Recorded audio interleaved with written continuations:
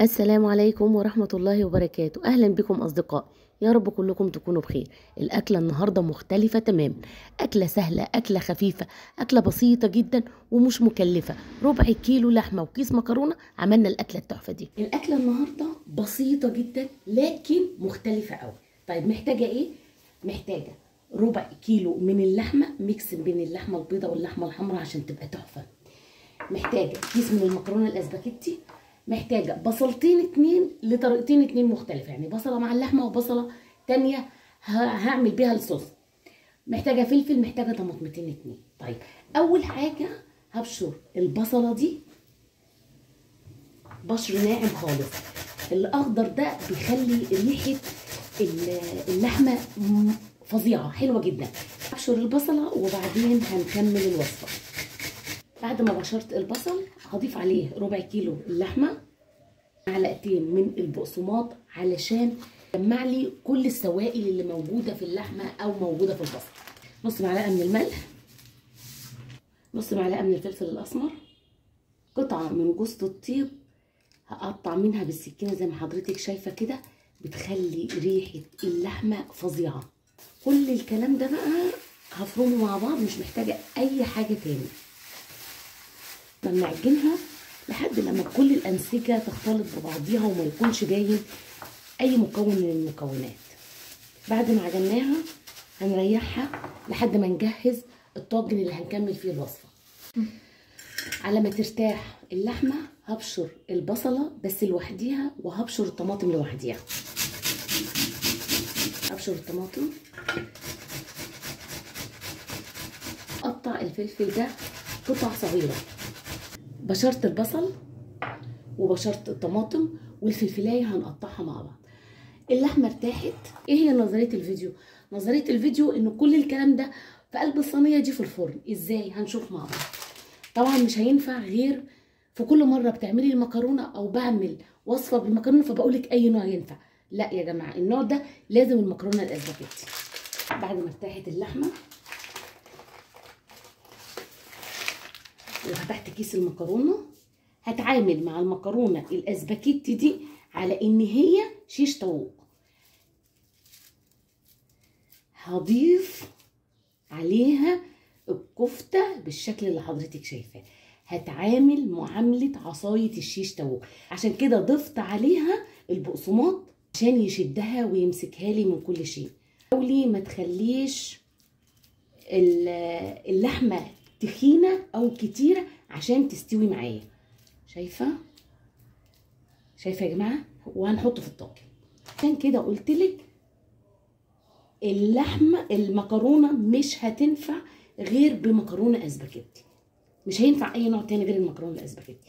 خففي اللحمه علشان تستوي معايا، ما تكتريش المكرونه عشان برضو تستوي معايا. هتستوي المكرونه وهتستوي الكفته وهتكون صينيه تقديم مختلفه بطعم مختلف جدا.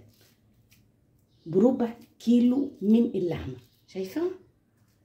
وهضيفها جنبيها كده. وكل الكميه طبعا بتاعه الكفته وبتاعه المكرونه هعملها بنفس الطريقه دي.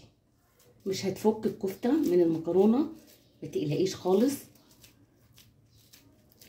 شايفه؟ بصراحه شكلها حلو قوي.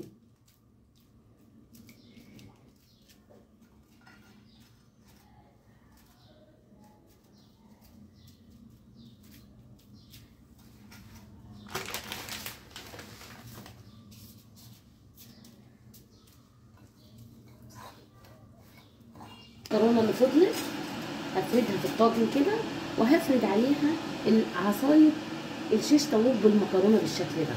محتاجين ميه مغليه ومحتاجين نطعم المكرونه والكفته. قطع الفلفلايه تقطيع صغير خالص. خلي بالك الفلفلايه دي سبايسي، فلو حضرتك عايزه تستغني عنها مفيش اي مشكله، لكن هي هتطعم الطاجن وهتديله طعم حلو قوي.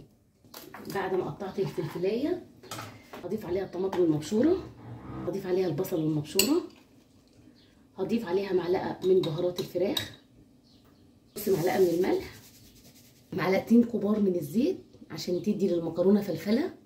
كل المكونات دي هقلبها مع بعضها بالشكل ده. ربع معلقه من الكمون، ربع معلقه من البابريكا، مش هضيف اكتر من كده، وهنزل عليها بحوالي كوبايتين من الميه المغليه. المكونات دي هقلبها عشان ادوب مرقه الدجاج وادوب الملح، وهنزل على المكرونه والكفته بالشكل ده. هوسع بس عشان اتاكد ان الميه وصلت للمكرونه اللي تحت. طبعا مولعه الفرن على درجه حراره 180، هنولع من فوق وهنولع من تحت. هنغطي الطاجن التحفه ده، هغطيه ورقه ألمونيا وهدخله الفرن. هيفضل في الفرن 40 دقيقه.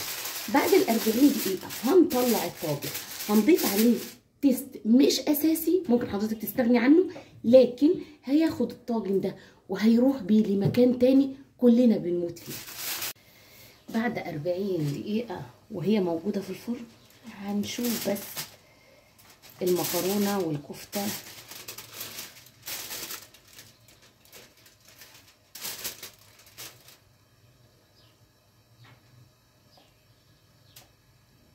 طبعا هي لسه فيها شوربة اهي، فانا هسيبها 10 دقايق تاني تتشرب كل الشوربة دي. هشيل الورقة بقى من عليها وهسيبها تاخد 5 دقايق بس تست، وبعدين هضيف لها مكون هينقل الطاجن ده لمكان تاني.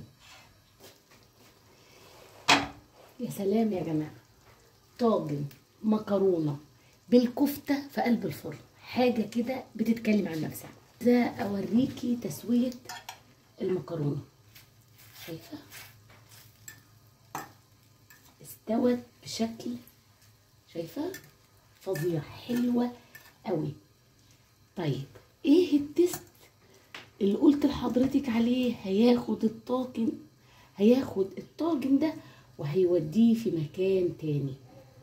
طيب الكفته عايزه اوريكي ان هي زي ما هي، شايفه صباع الكفته زي ما هو. لما استوت المكرونه، شايفه المكرونه بتتقطع ازاي؟ استوت جدا. طيب يا جماعه الخطوه دي مش اساسيه، لو حضرتك حابه تستغني عنها فعادي جدا انك تعملي الطاجن كده، طعمه تحفه مش محتاج اي حاجه تاني. لكن زياده في الاختلاف وفي الطعم المميز لازم نضيف عليها شويه من ميكس الجبن دي. هدخلها الفرن تاني على نفس درجه الحراره، بس يا دوبك تسيح الجبن، وبعدين هتشوفي اجمل طاجن مكرونه بالكفته ممكن تكون تسويته عامله ازاي. طلعت من الفرن والشكل بيوصف المنظر وبيقول طاجن مكرونه بالكفته يستحق ان انت تجربيه. وبكده اقول لك استمتعت جدا معاكي بالفيديو، يا رب اكون فدتك ولو بمعلومه بسيطه، واستودعكم الله واشوفكم فيديو تاني جديد.